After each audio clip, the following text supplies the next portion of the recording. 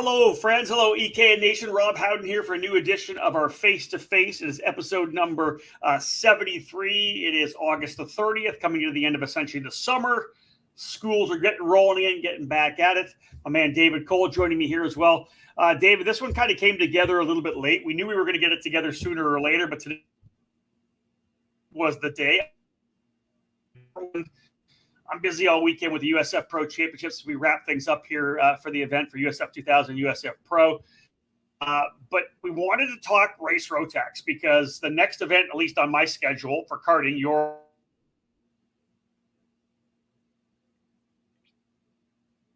we'll talk to him, and today's the day. Sorry, yeah, it was breaking up. I'm not sure if it's my internet or yours, but yeah, we a late notice on this. We were trying to put it together. David's locked, or what's happening here?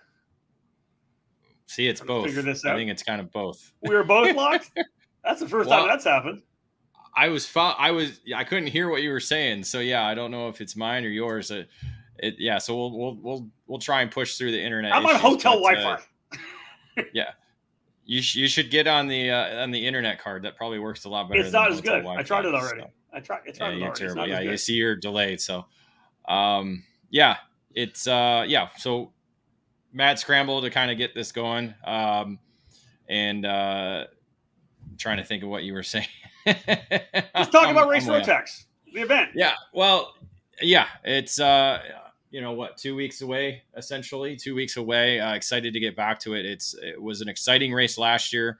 And in a different, unique format, the way it's run, and only 5 categories, so it makes for not a stressful weekend. I would say. I mean, obviously, it's stressful for the competitors; they're trying to do their best. But from the outside looking in, it was more of a that laid back type of atmosphere, but very competitive once everybody got on track. And again, the Rotax Grand Final is still one of the greatest karting events in the world, and 12 tickets are going to be up for grabs. And at Newcastle when we get there. Yeah, 75 entries last year, David. Am I coming across okay? You can hear me now? Yeah, I hear you. Yep. Okay, good. So 75 entries last year over 5 classes, like you said, and there were a couple classes that were good enough sizes and all the classes had great racing, which was awesome. Everybody trying to of course get onto the respective national teams. This program is growing. I think that's why it's cool to for us to get connected and stay connected with Rotax. It was a big part of American karting for so many years, starting back in the late 90s, early 2000s, that kind of got rolling. It was kind of the big thing for the longest time. And then there was a bit of a fade off, but J3 competition is bringing it back. They've got their East and West Coast USF Trophy Series programs, and which are really starting to pick up a bunch of momentum. But as you said, David, the Rotax Grand Final still the coolest, if not one in the 2 or 3, the coolest races in karting globally. So it's just one of those things that everybody still wants to go to run that race. It's such a good time. You and I have been to multiple times before.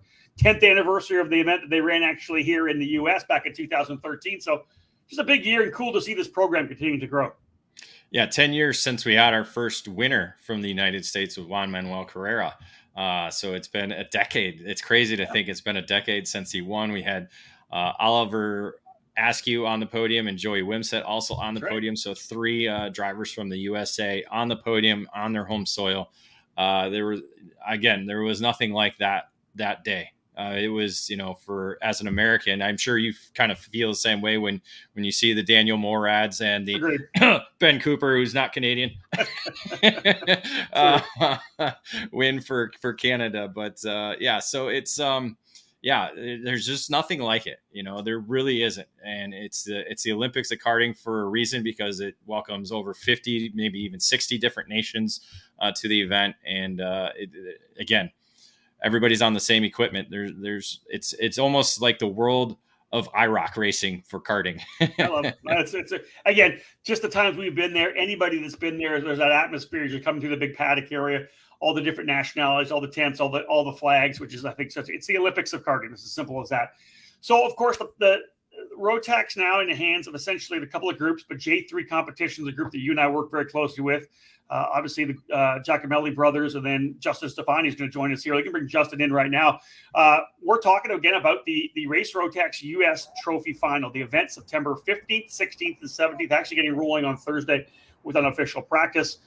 Justin, great to have you with us here right now. We were thrilled to be part of the action last year. Again, 75 drivers we talked about, but it felt like a bigger race, and it was such a well-run race, and the wheel-to-wheel action was awesome.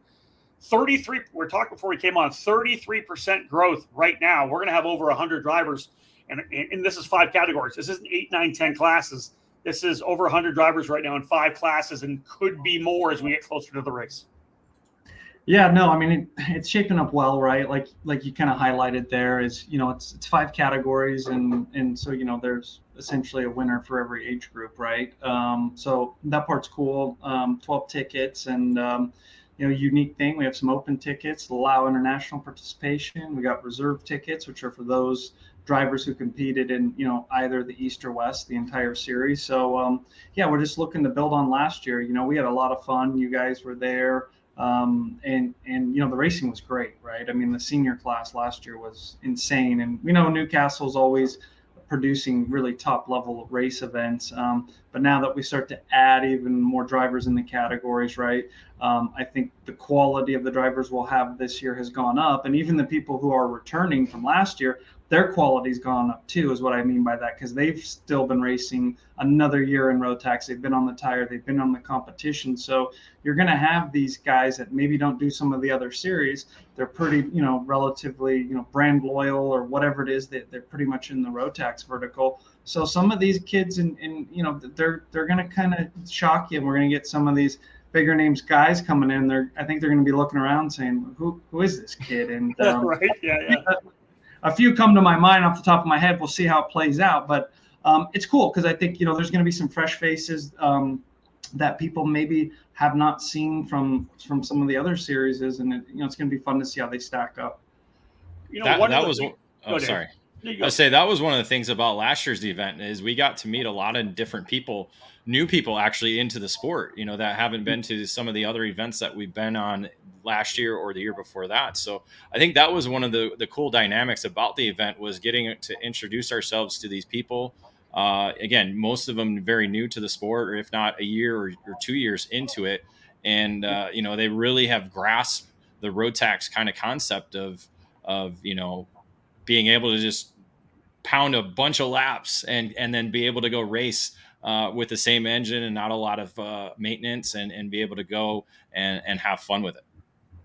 Yeah, I mean, I think that's, really what you said there is why and how they've gotten so competitive, because obviously with the package, with the engine platform, you just go drive it. You put a whole year on the engine. So there's none of this start stop barriers, if you will, of entry, maybe getting out to the club to practice at night or doing the weekends and needing that second engine or whatever it is. So they've been able to do, as I like to say, ride the ride and not work on the ride, and they get to put a lot of laps in. And so it'll be fun. It was super cool last year. This year, obviously it's kind of our marquee event, if you will, where we funnel all of our efforts into this race and showcase it. And it'll be exciting. There'll be some good international flair this year, more than last year. We had a little bit last year. We even have more this year. And that always, I think, heightens it because, again, it's not like you're racing against the same exact people for the 17th time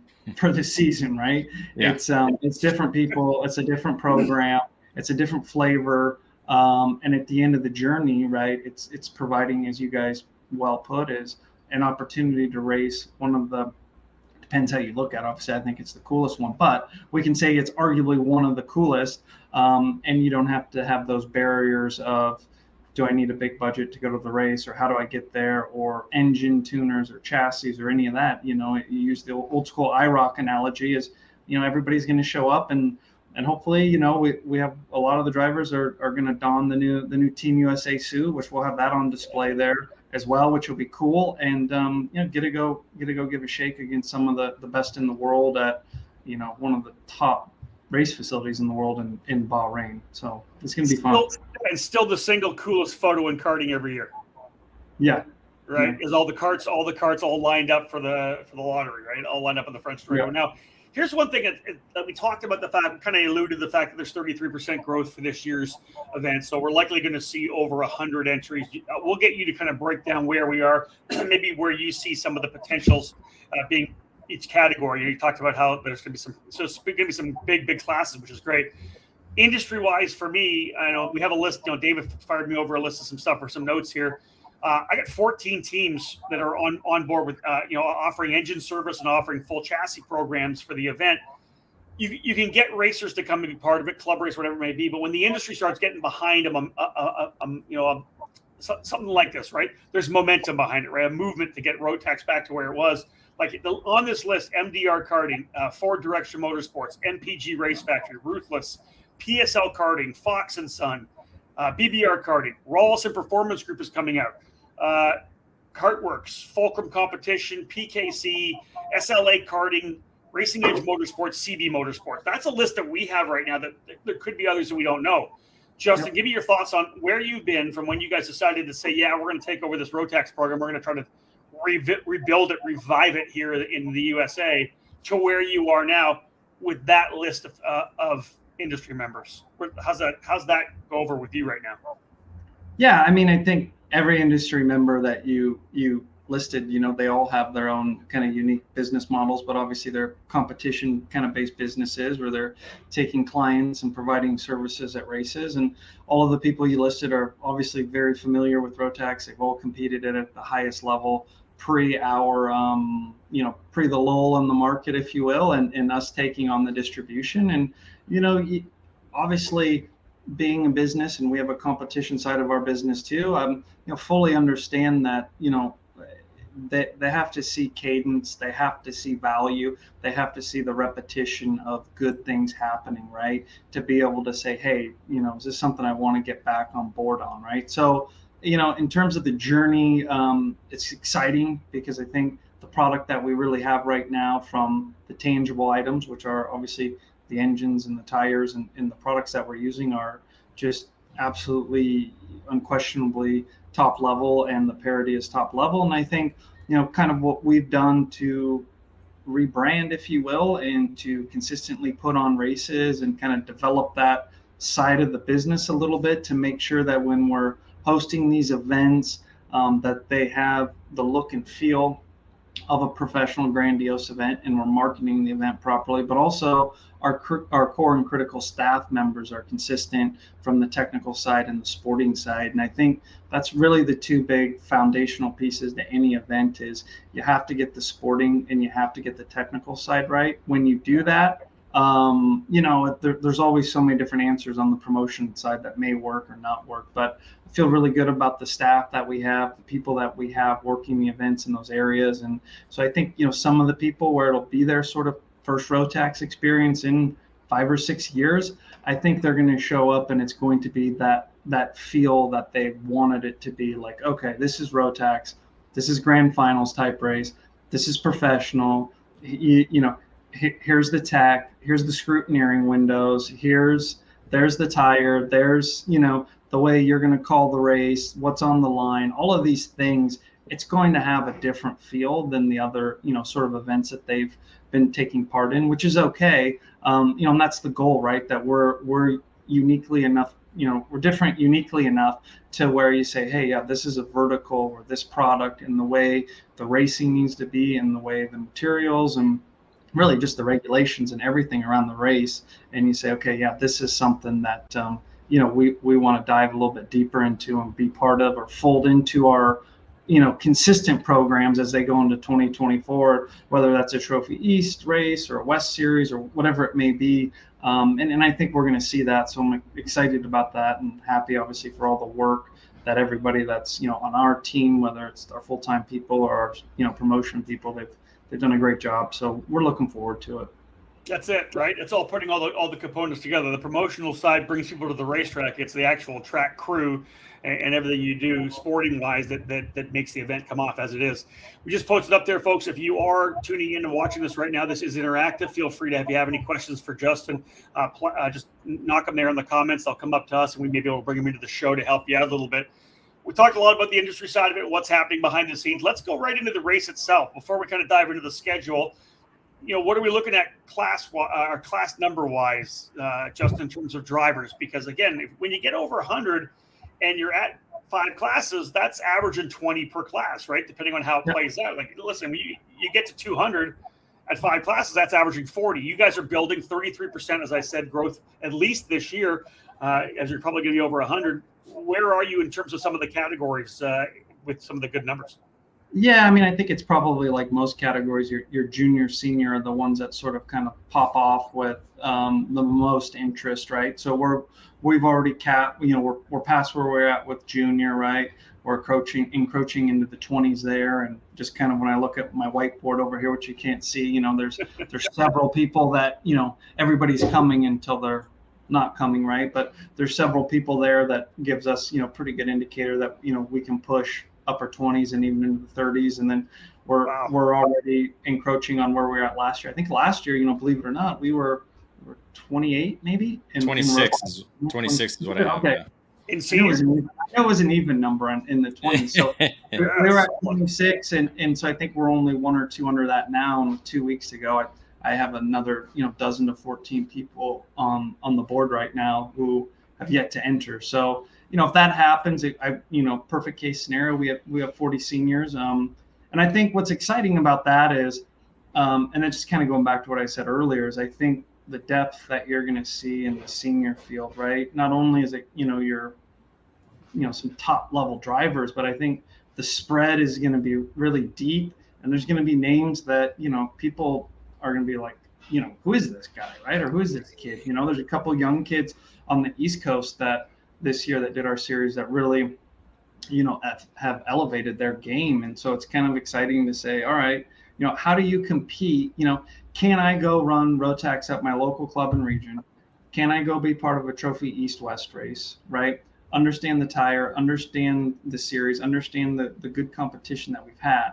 And can I then take that and go compete on the same level of these guys that are doing, 1 or 2 air quote pro national races every single month? And to be honest, I think you're going to see that, right? So I'm excited to see that, because that's just going to underscore what we need in this sport, which is depth in the foundation, not just concentration at the top of it. And so when that happens, because I'm pretty confident some of these young drivers are going to have good showings, I think it's going to say like, hey, you don't have to spin this hamster wheel every single month, every single week. You can go have some fun with your dad. You can actually get to the club. You can do some regional stuff, and you can still sharpen your pencil and be able to take the test when it matters. And I think ultimately, those are the things personally for me that I'm excited to see how that shakes out, because it's going to be really indicative of the program that we've built to this point when we merge in some of these new people come to this race, right? Hold on. I'm writing that down. That was a great line. It was. Sharpen your pencil and take the test. I'm like, whoa, I gotta write that down right. Hey, that's my version of book it, I guess, right? But I really like the concept of that, right? If you're again, we talk about guys being club level guys. You're big at the club. You go to the regional level. The clubs where you can go, like you said, I go to club racing sometimes. I have a blast doing it. But then you run a regional, then you go run that national to gauge yourself and push yourself to see where you are. And this is a great opportunity to do that at the trophy final. I love that. It's great. Yeah, be fun. We'll have fun. You guys will have fun up there in the Champions Club calling the race, and Dave will have the stat sheet going, and for sure. Well, our favorite timing and scoring girl there, and it'll be. We might be able to do a behind the scenes video up there. We might be able to sell that and actually monetize that. Be like our Hard Knocks, Rotax Hard Knocks. Then we have to have a paywall on that, right? Yeah. So. Do we have any names? Do you want to drop any names right now about people that are coming to this race? So I mean, I think they did some stuff right now, right? And I think I don't want to spoil it too much, because I think the plan is to have some cadence where internally we're going to drop some unique names over the next couple of weeks to kind of keep that trickling out. We have a deal where I think they did something with she did something with the. Guess who the next one is? Yeah. Or something. So that's pretty cool. So I think that was the first batch. I think there's another batch this week, et cetera. But it's there's going to be a lot on the line. And the thing is, what's cool is that this isn't 1 of 5 or 1 of 6 or 1 of whatever. This race is 1 of 1. I mean, it's 1 of 1, and so it's put all your eggs into the basket, so to speak, and and get after it. And I think, similar to some of the races that they have, in Las Vegas or whatever, it's like, it's big because it's whether there's 500 people there or we have 100, it's like, you're going to leave the weekend with the cup, with the prize. It's the finality of it. Yeah. This is it. We're not gonna go to 2-3 more steps, and there's nothing wrong with that. But I just think that's also part of kind of the cool uniqueness of this race. And again, like we know how Newcastle races. It races typically awesome. Especially in the national reverse direction. Yeah.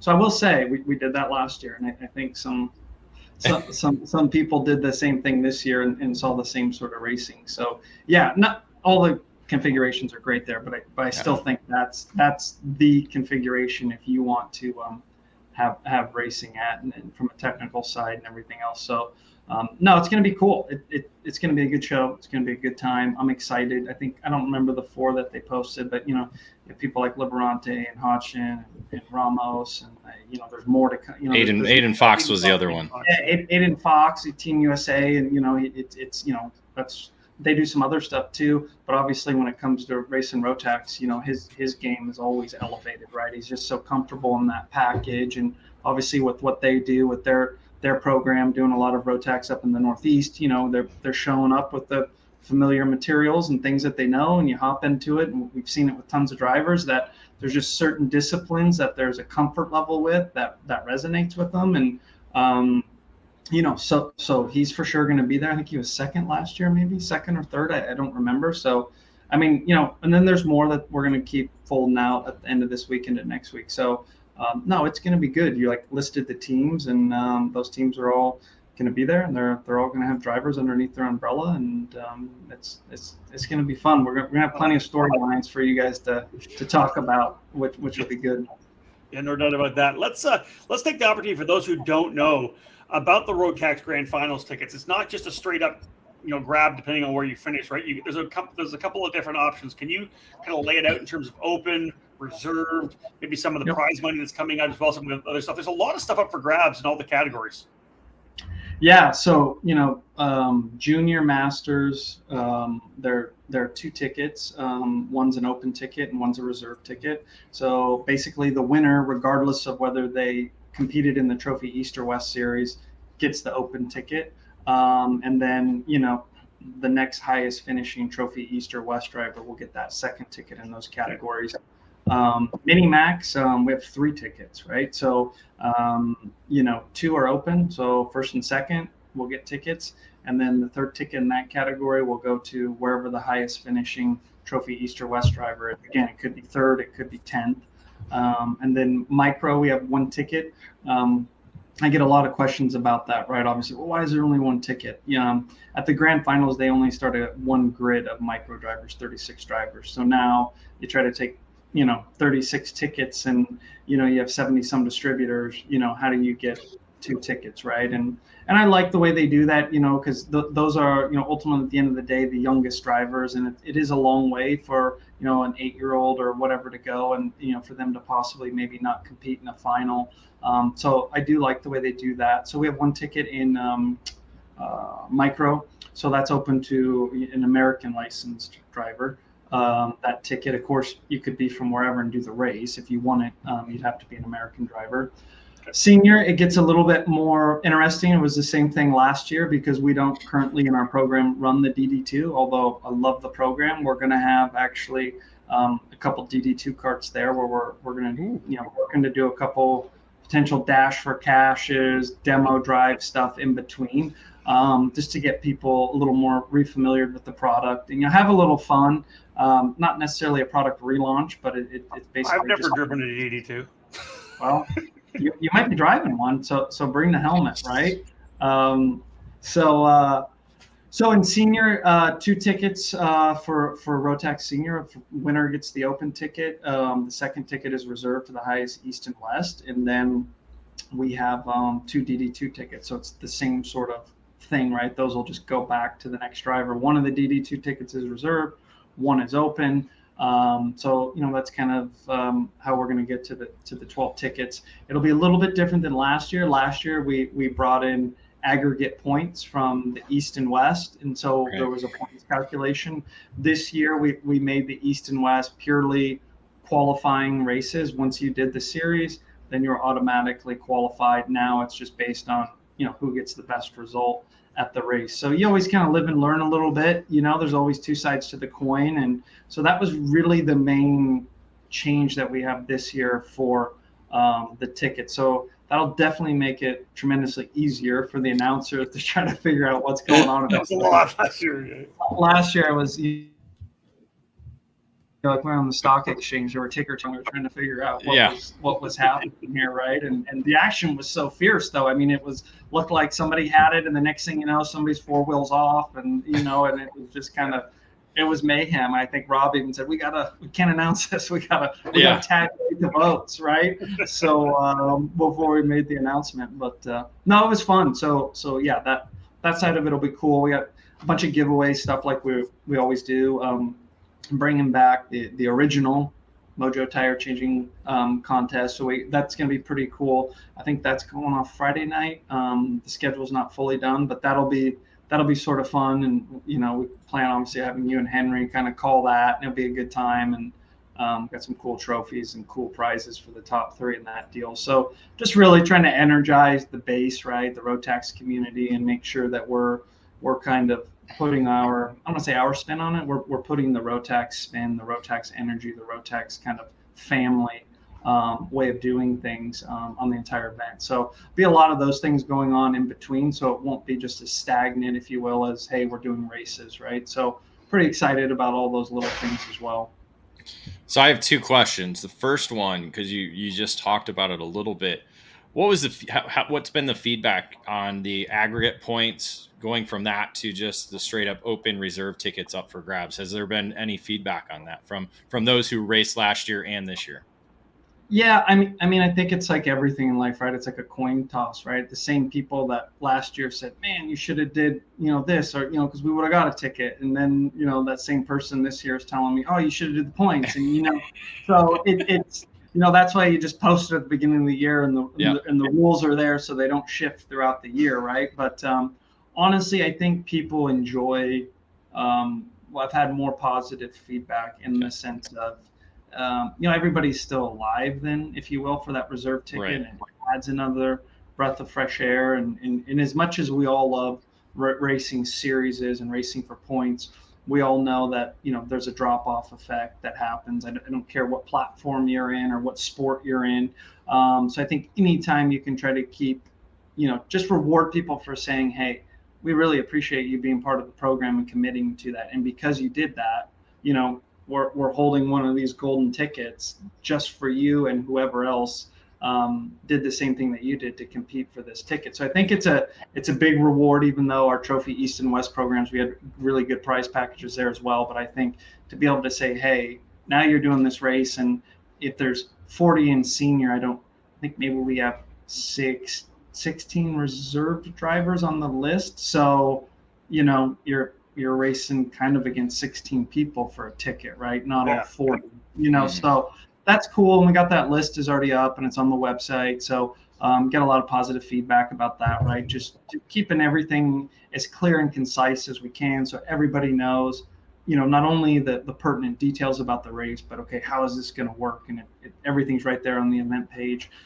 So that'll be good. And, it'll be good for, Rob, obviously you too, right? Kind of that works there. So when you show up, you got your binder and it's like, all right, cool. I know the program, but obviously like, all right, these are the guys. So when the race starts to unfold, you're immediately going to be able to call out and know, who's running for the reserve ticket. So I think just small elevations like that you learn over the years, and you make the kind of, as I like to say, the design review notes after any time I do anything. And then you get with the team and you come up with a plan and try to just, go one or two steps higher the next year. And, I think that's where we're at, to be honest. So yeah, it's going to be good. So you were just up in Canada for their event in Chilliwack, I believe. Yep. A couple Americans won some tickets up there. So how does that deal with the ranking? And if they already have a ticket, do they keep that ticket, or are they able to claim the one here at the U.S. Trophy Final, allowing somebody else to grab one of the Canadian tickets possibly? Yeah. So no, it's a good question. Rotax came out with a new branding this year, which is really nice. And on their new RMC logos, you'll see the logo is either green at the bottom or it's like a purplish blue. So if it's a purplish blue, that means it's an international race. It's open to international competitors. So those events would supersede, say, a green label race or a national label ticket race. So the really great series that Blake Choker and Scott Campbell put on up there, like we went to this super cool track in Edmonton, the first round, really different than anything we ever did. I was looking for a stallion nose because it was like a mini enduro track, right? Wow. I love it, David. We're gonna go back to that later. Hold on, we're gonna go back to that. We're gonna go back to that. Then we went to Chilliwack, and I've never been there. That was a big thing in the 2000s, right back with Stars, and the Western Series always went there, but we were always based on the East, so it was my first time there. What a cool sort of new old school track that was. But long story short, it's when they're of the same level, the tickets, it's the first one that you win is the one that you take. So Derek Wang, I think, won DD2 Masters, and then Oliver Hodgson won Senior Max. So those will be drivers that essentially are like off the board, right? I think both of them are already entered for a race, but they're obviously they're going to be racing to win it. They're competitors, but should they win it, then say Oliver won it, and did Derek win it? No, Derek didn't win it last year. I think he was second. But say Derek wins it, then the open ticket will go to second, and then wherever else the next highest placing reserve driver will get that ticket. So and you definitely would think that those two drivers would be running up front at Newcastle. So but yeah, that's kind of how that'll work. And I don't know. I mean, we have some Canadians coming down. Those entries are keep funneling in. I haven't looked. I'll obviously message our partners up there, Patrick at SRA, just to find out, hey, these are the drivers. Have they won a ticket? So, which we do a pretty good job, within the Rotax family, always kind of communicating, making sure, because worst thing you want to do is show up to a race and not have that very, very critical item, dotted and crossed, because, it's a big thing. So. Let's jump in and talk about. Let's just keep bringing up the fact I'm going to be in the PA booth. I'm not alone, which I think is really cool, right? So the voice of Rotax globally back with me again, Henry Baudette. So I had a great time working with him last year. I wasn't surprised, but literally the minute we started doing play-by-play, we just meshed immediately. It's kind of the same. I think we had kind of the same sense of humors, and I really enjoyed working with him last year. I thought we got on really quickly and really well. It was fun. It was a fun time for sure. Yeah, no, I mean, yeah, definitely kudos. I mean, we had a ton of positive feedback. Everybody was saying the same thing, and his Noelle was up there, and she was so excited. She was nervous. She was like, "Oh my God, you guys are like Siamese twins," or whatever she said. Can't believe how well you're working. So it's fun because he obviously is like 100% in tune with Rotax with what he does, right? And obviously you're 100% in tune with America, right? And so it was a really cool dovetail, and it worked well, and it was exciting. And Henry gets going, right? And it's tough to when he gets rolling, it's good. And you guys played it off well. So I think that's going to be cool, and that'll be cool.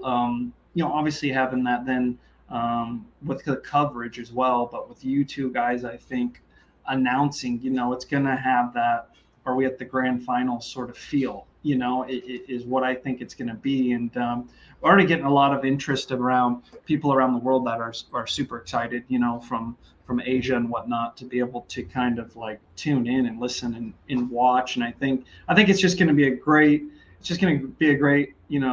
consistency with the the program, right, with you guys calling that race. So no, it's you guys did an awesome job. So the bar's high, so you got to go higher this year, right? So this one goes to 11. Yeah, this one goes to 11. Yeah. So Justin, and let's talk about it as well. For the first time, like last year, we did just the EK and live audio. This year, the kart chaser will be there as well, correct? Yeah, so Kart Chaser is going to be doing the video portion of it, right? You guys will be, obviously the face and voices of the event. They'll have some of the, pit reporter sort of things. We're going to do, I think, some other unique stuff that you and I and David have been talking about, some nightly recap videos, which we're going to look to post out on your guys' native channels at the end of the day, which I think is something you see it in every sport, right? And I think that's going to be something cool. We're going to have a few kind of special guests there. Obviously, they're going to be short videos, but I think just be able to try to give people as much of a feel for the pulse. That's what's going on at the race.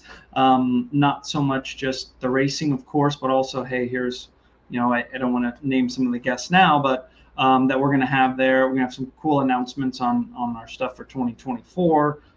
New title sponsor for the program for 2024, which is really super excited about that. That's going to be a cool deal we're going to unveil there, and you guys will kind of be the first to break that. So it's just going to be a true event, right? As opposed to a really cool race. It's going to have this whole other dynamic, and then we're going to use the race obviously to springboard all of our activities going into 2024 throughout, the United States, right? And that would be the North and the South, right? So it'll be a nice way to where we're finally on the right side of the schedule. We're finally on the right side of the production kind of system, if you will, to get the information out, get the schedules out for next year, 6-7 months in advance, along with everything else. It's really going to give the customers in the market the correct time that they need to plan and have all the information at their fingertips. Yeah, I like that. That's solid. Let's why don't we just talk about the race itself? Let's kind of cap off with the schedule for the weekend. How's it all going to play out? So Thursday unofficial practice, right? Kicking things off. Yep. So Thursday will kind of be your standard anywhere you go in the world unofficial practice, and then Friday will be our official practice day. Currently, we do not have qualifying on Friday. Kind of subject to change, highly unlikely that will happen. On Friday, we will have, it'll be per category, different times. You'll come up and scrutineer your materials. You'll get your race slicks, that normal sort of thing.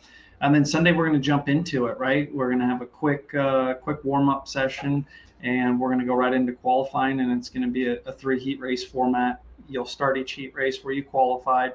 You'll accumulate your points, and those points will be where you start for the pre-final. So the pre-final this year, this is probably the only thing that's different from the format, will be kind of a true American pre-final as opposed to a super heat. So where you're going to finish in that pre-final is where you're going to start in that final. And then obviously the finals kind of winner take all. We did the suggestions. We have senior max as the last category, right? That was one of your big deals. We'll do a nice little parade for them. We'll have some more time sitting there to do a couple little quick takes on them. We'll prance them out onto the track, and really just in the fashion that it should. That's kind of is what it is. It's the marquee class, and we'll try to have that kind of hyped up as much as we can within reason. And I think that'll be something nice, and that'll be good for primetime, primetime TV and audio and all of that. And then I think, hopefully we showcase it with a great race, and, all the young kids, the micros and the minis and the juniors, they can have the time to, grab a cold drink, as we like to say, go up to the fence and kind of watch some of the senior, drivers and kind of end it from that. And, we'll do our podium and we'll pack up, and, that's it for 2023. But all those young kids can get a chance to be on the fence looking to where they want to be one day, right? They want to be in that senior class one day. Yeah, and I think, when you do that last, right, ultimately, if it's the third class or the second class, I think maybe it was second class last year, third class, I don't remember, but, kids are still trying to get their headspace correct. They're still helping dad get ready, or they're going over last minute video or data coaching. So I really want to go watch senior, but I can't, because I got to, my parents or my driver coach doesn't want me losing focus, right? I think now it's kind of deal's done, run up to the fence, grab the chain link fence or get on one of the hillsides at Newcastle, be able to enjoy that final. And the same thing for the dads and the parents and the other race teams maybe too, they don't have that sort of stress of making sure the cart's ready because their finals after. So I think that will add a nice dynamic to it and kind of create a little bit of a kind of a unique thing for the race schedule. And also, there's no set laps. It's based on time. You do time in either plus a lap or plus 2 laps, which is another unique format for karting. Yeah, it's kind of the, I guess what, I know Americans sometimes hate saying it, it's kind of the European sort of style of it, right? But ultimately, we'll be using the track systems, light board and timing board like we did last year. So for me, is it 6 of one, half a dozen of the other? I don't know. I think it just, again, it creates better delineation. It's a uniqueness. Yeah. And I think it adds an element, even, when we do our grid out, we use the track system light there. So there's not, it's just when the light goes green, you can leave the grid. And I think, like we've always, I've always been saying, and we talked about this, is it's trying to take the drivers that leave this US Trophy final and go, am I prepared to wear this Team USA suit and be more than a participant at the grand finals? And I think for me, that's, you never know how it's going to shake out. You never know what, the competitive people you're racing against, but it's just trying to say, hey, can we go over there and actually be competitors and not just participants on the entry list, right? And I think in order to do that, it's really our duty, being the distributor and putting on these races, to ensure that the format and what we're doing is as closely aligned to, even at the lower levels, and then as we go up to when you get to the top of the pyramid. It's really unfair, I think, to the client base that if they're going to go do an international race, everything you've done does not align with the international standard. It's a little tough. It's a little hard, right? You're asking a lot out of your competitors wearing your country suit when you haven't really prepared them properly. So, I think that's, just another thing, right? Like we always talk about, is making sure that those sort of standards are followed. And so it'll be unique. We'll continue with that. It worked well last year. That was my first time, obviously using it intently. Obviously been at several races where they've used the system, and just what a slick, easy system it is, and it works really well. And everybody loved it. So we'll continue with that for sure. One last question, procedurally wise, is it still one set of tires for the weekend? So it's 2 set. So last year we kind of were, I think last year we were 1 set. This year with the 2 set, that comes from feedback from the customer, right? It's we don't, of course we make decisions that we think are best for the end user and for the overall vision, right? But the 2 sets of tires comes from, customer feedback, which is interesting, right? Because it's weird when you kind of come to these races, and I don't want to say bigger races, but races where there's kind of more on the line, whether that's a grand finals ticket or that's a series where there's 200 entries or whatever it is. It seems like the consumer kind of like that, they don't want the variability, right? Well, I don't want to use tire, and so we've heard that in the past when there's 2 separate race days and people try to use 1 set and somebody gets knocked off, and it's like, it's one of those things where it's like the rules are printed at the beginning of the year. You knew the rules of the game before you engaged in it. So now you're in the middle of the game and you're like mad that what the rules are. So, but no, that was a customer ask, to be very honest with you, is, hey, like there's a lot on the line, let's just use 2 sets of tires. We're already here. And so, we went with it. So they're free to use them however they want. They check them in their scrutineering. They have to be new for qualifying, obviously, slick tires. But they have 8 tires. They're scanned to their name, and they're free to use them however they want. Most people probably keep them for the final, but it's up to them however they want to position themselves best. All right, let's wrap this thing up. Any other final thoughts? David, do you have any more questions? Justin, anything you want to get across the table? We're getting ready to go. It's almost go time here. Like we're talking 2 weeks from now, we're going to be Wednesday? Yeah, 2 weeks from now, we'll be rolling in Wednesday, Thursday, getting ready to go. Yeah, bringing our gear, right? Because we're going to do bringing our that gear. DD2 cart, and other things. So, no, I'm excited for it. I love, again, little tweaks here and there for the event off of what was a successful event last year, and always trying to, no different than he does with his race team, always trying to get a little bit better. That's it. Well, and listen, Justin, you and I have talked about this a lot, right? I'm a believer in slow and steady growth and improvement. You're always trying to improve, trying to make things better. Feedback, as you said, from your customers being key, but always trying to get more people on board. But this sport's all built on momentum, right? Entries breed entries. People start getting part of it. They want to get on board with it. I feel like you guys have a lot of momentum right now. And from the 75 last year, which we looked at, 75, like I said before, when you had those, only 5 classes, we had a couple smaller classes, but we had a couple of bigger classes. You go to 100, you get to 150, which you're not that far away from. That's an average of 30 carts per grid. That's all you ever need. 30 carts in the grid's huge. So if you're able to get plus 30 in at least one of these classes this year, I think all the momentum will lead into 2024. Yeah, no, we think so too, and I think it's just looking at the drivers that are going to be on the grids, no matter what the size are, and seeing, again, to your guys' point, there's going to be a lot of familiar names, but there's going to be a lot of unfamiliar names, and I know that was a very big cornerstone to end on it when we started this program that the three of us talked about, and I've talked about on many of these podcasts, is that it's not just about recycling, right? It's about putting a platform and a program in to retain clients, to find new clients, and have a product and a vertical that makes sense for them. And I think, by and large, we've done that. And those are like the little things personally that always get excited about. And like I said, when I'm wearing the red shirt at the race, everybody's my kind of fan favorite to win. I don't have a favorite because everyone has a Rotax engine. But I will be excited to see, like I said, some of these young kids that people don't know about show up. And I think you're gonna hit some names, and I hope you do a call out to me and say, you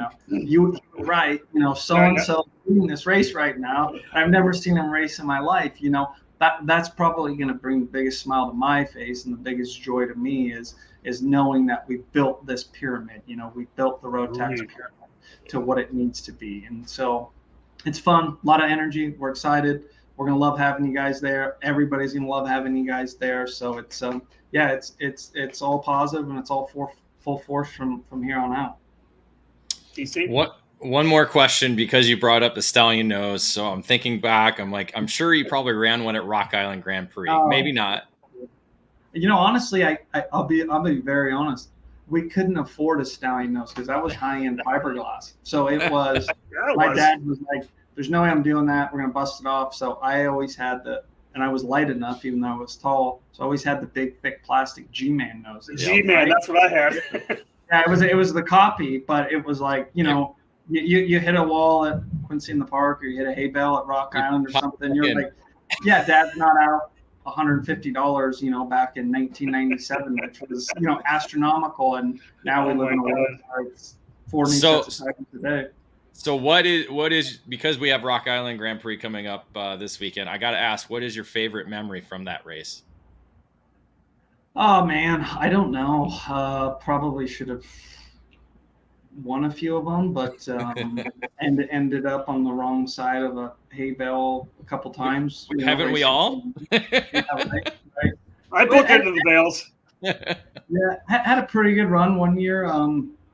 And the shifter, I think it was Rudolph and a couple other guys. It was kind of like a photo finish. I don't know, 3rd or 4th or something one year. But I always enjoyed. I was a young kid then, so back then, we showed up, and it was lad and dad, as we say, and like myself and Birdsell and Schmalsoff, and just kind of that whole old school street race crowd where you raced against each other all the time, and you kind of just did some stuff. When I look back on it, go, man, that really wasn't safe. What maybe we were, it's gotten a lot safer, but back then it was like, it was, none of us were gonna lift, sort of thing, right? So it just, it was fun. So you look back on it, a lot of good times.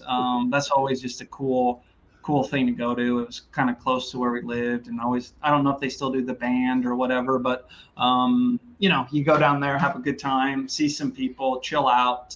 It's just something different. It's an event, right? It's not just a race, right? And it's 100%. Kind of, with the trophy final, it's a cool deal. People should experience that one. I don't know if Roger and those people still put it on, but they always do a really nice job. A lot of volunteers are always super professional with everything. Just kind of good, hardworking Midwestern people, and they always just put on a nice race and just a fun time. And most people leave smiling. So David, connect Rotax and Rock Island. Who was the first ever Rotax winner at Rock Island? First ever? That was Jim Cassie. Jim Cassie was on the cover of Supercars Illustrated magazine. Was it 2004? wow. Yeah, I think it's 4 or 5. Yep. No, 2004, because that was when we moved to Supercart Illustrated. Sure. So it was 2004. Right. That was my first Rock Island, which is almost 20 years ago. And what British driver run on a Rotax, and what chassis was he on? Well, I can tell you that too. That's Martin Pierce on a wild card in 2006. That's exactly running for what team? PG Racing. PG Racing. Greg Yoakum. Exactly that. Greg Yoakum. Yeah. So yeah, Rotax has a pretty good what do you call it? History, I guess, at Rock Island. History at Rock Island, yeah. A lot of race wins. I think Sam Beasley won on a Rotax as well too. So yeah, a number of Rotax. Jordan Musser, he actually talked about it in the Rock Island thing.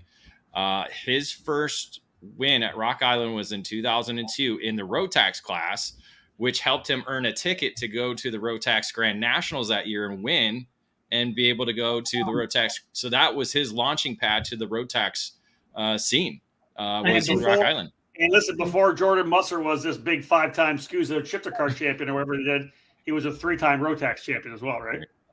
Yeah. And that was what's cool about Rock Island. I don't know how it is now, but it was everybody just converged, and you kind of had the open tag class and whatever, and it just, I don't know, you just had good racing. To your point, that's some Rotax dedicated classes, open classes, and people just go race at a different discipline that they're not used to, and anything can happen, and it's usually always good racing, lots of energy. So I wish all those guys at Rock Island another, I don't know how many years they've been doing it. Hopefully I'll be able to get back one year, and maybe we'll run some drivers, or I can get on the treadmill, lose some weight, and actually drive in a class. I don't know what class that would be, though. I don't know what they offer, but so hopefully something not too fast, but not too slow. So find me whatever that class is. Can manage. Let's introduce DD2 there. There we go. There we go. So Rock Island Grand Prix is an event. We know that, as is the Race Rotax U.S. Trophy Final. It's an event. You can just, Justin's been talking about all the stuff that's happening, the coverage, myself and Henry being in the booth, the stuff that we're going to do, maybe late night kind of live debrief shows. There's a lot of stuff that we're going to do. A lot of news is going to be coming out. Announcements going to be made. It's going to be the big event for Rotax racing here in the U.S. in 2023. It's also going to set the Team USA, which is always super excited to see which drivers are going to go over and represent the red, white, and blue this year in Bahrain. Looking forward to that. Justin, thank you so much for being with us, man. We appreciate it. Thanks, guys. Looking forward to it. Take care. 2 weeks away, folks. We're ready to go. If you trust me, if you're not on it yet, think about coming to this race. There are more names, more people, David, that are coming out to this race. This U.S. Trophy Final is going to be a barn burner. Newcastle's always awesome. Reverse National's a great track. I can tell that. I can say that now myself. It's going to be awesome. The racing last year was so good. Rotax racing's flipping awesome. It's going to be a good race for sure. Yeah, make sure you follow Race Rotax on Facebook and Instagram. That's where some of the announcements have made. That's where today's announcement with Race Levante, Aiden Fox, Oliver Hodgson, and Diego Ramos, so they're going to be racing in Senior Heavy hitters coming out. This is going to be good. What's that? Heavy hitters coming out. Very big heavy hitters, and I'm sure the junior categories, Mini and Micro, are going to have some as well too. And of course, Masters guys. I mean, you got the Billy Cleveland, Christopher Mann, Derek Wang. I'm sure those three guys will be back. Maybe we'll see Laurentiu Mardan come back as well too. He was there last year. He was so good last year. Danilo Romalo there as well too. So again, every category is going to have some great racing in it, and at the National Reverse Layout at Newcastle produces that. And the Rotax package has been phenomenal. So excited for this weekend. And we're bringing back Debrief Lives. I mean, that's going to be the cool part. Yeah, we haven't done that in a long time, but luckily we'll have the Mazda room if we'll do it up there. I'm sure we will. We'll sort all that out. But, we're going to have lots of coverage throughout that weekend. Yeah, so look for Debrief Lives coming each evening. We'll have fun with that. Again, September 14th to 17th, Newcastle Motorsports Park. Race Rotax U.S. Trophy Final. It's going to be a great one. Tickets, of course, up for grabs, both the reserve tickets for the drivers who ran the East and West Series and the open tickets as well. Again, we'll find out who's going to be part of Team USA when we're all said and done on the weekend. Big thank you to Justin and Stefani for being part of the show tonight. It was a late one. We were able to put it together. But again, as always, if you're not watching live, you're going to be able to tell everybody. You're going to be able to see it on YouTube. It'll be there available as soon as we wrapped up here today. Great information on the weekend from Justin Stefani. We're looking forward to getting there ourselves. On behalf of David Cole, my name is Rob Howden. Bye for now.